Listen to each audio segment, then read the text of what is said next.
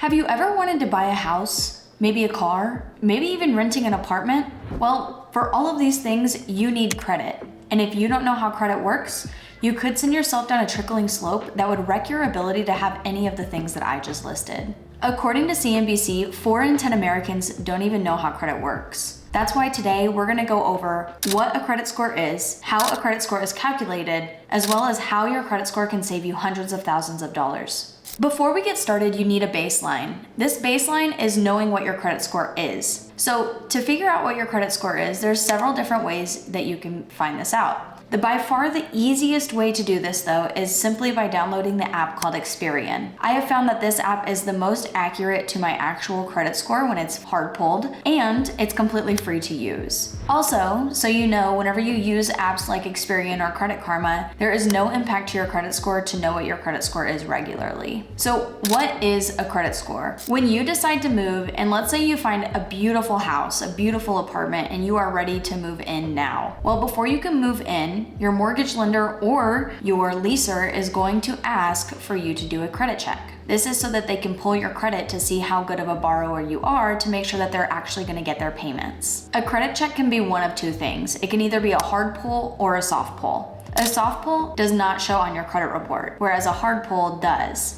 And your credit score simply shows the borrowing power that you have. The bank uses this number to decide how risky you are in borrowing their money. And then the higher your credit score is, the less risky you are for the bank. So they trust you more with their money and knowing that they will get their money back. Let's say, for example, you let your cousin Joe borrow $50. Joe doesn't give you that $50 back, and a month later he asks to borrow another $100. Most likely you're gonna tell Joe no simply because you haven't received your $50 back that was originally owed to you since you let him borrow it. The banks use this in the same sense. If you pay back your money, they trust you more and they'll give you more to borrow. If you don't give them back their money, they don't trust you and they will not give you more money to borrow. If the bank loaned you $50 and you paid the $50 back to the bank most likely will allow you to take an additional $100. And then once you do, this would then increase your credit score. Now, just making payments on time isn't the only thing that makes up your credit score. Making on-time payments is just 35% of your total score. So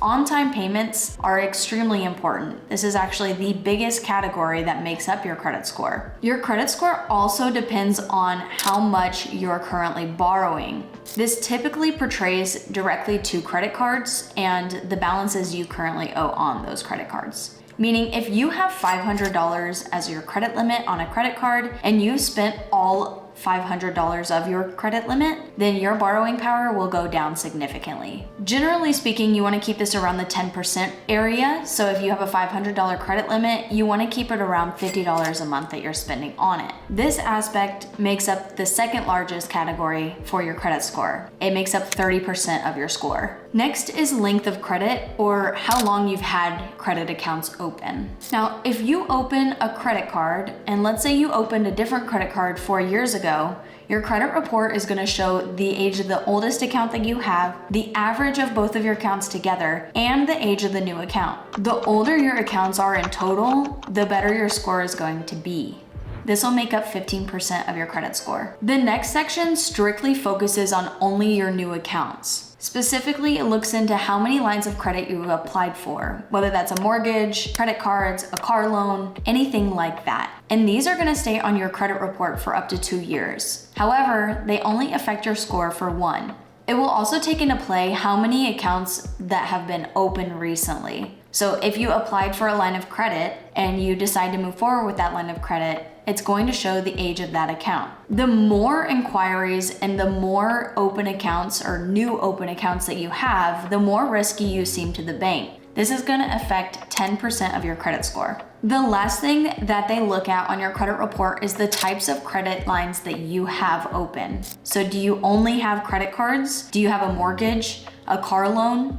What do you have that makes up your credit score? If you only have credit cards, you can seem quite risky to a bank if you are trying to take out a mortgage. This is simply because you haven't borrowed a lump sum of money like that before, so they don't know how trustworthy you are. If you have a mortgage, a car loan, and credit cards, you have a good mix of credit, meaning that you've borrowed in almost every aspect that you can, which makes you seem a lot less risky to the bank.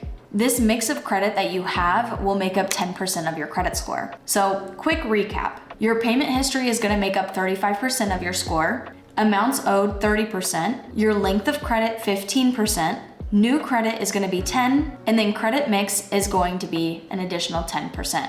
All of those together is going to make up your entire credit score. So how can having a higher credit score save you tons of money? Simply put, if a bank is wanting to let you borrow money from them, you're going to have the ability to have a lower interest rate the higher your credit score is. Whereas someone with a lower credit score is typically going to have a higher interest rate. Your credit score is going to directly affect your interest rate that you receive. In the long run, while you have a lower credit score, you're going to be paying a lot more money in interest directly to your bank, whereas someone with a higher credit score is going to pay significantly less. Now, for more on interest rates, check this video out here, where we'll go over what an interest rate is and why it's important, what factors dictate what interest rates you get, and what interest rates you should aim for when taking out a loan or opening a credit card.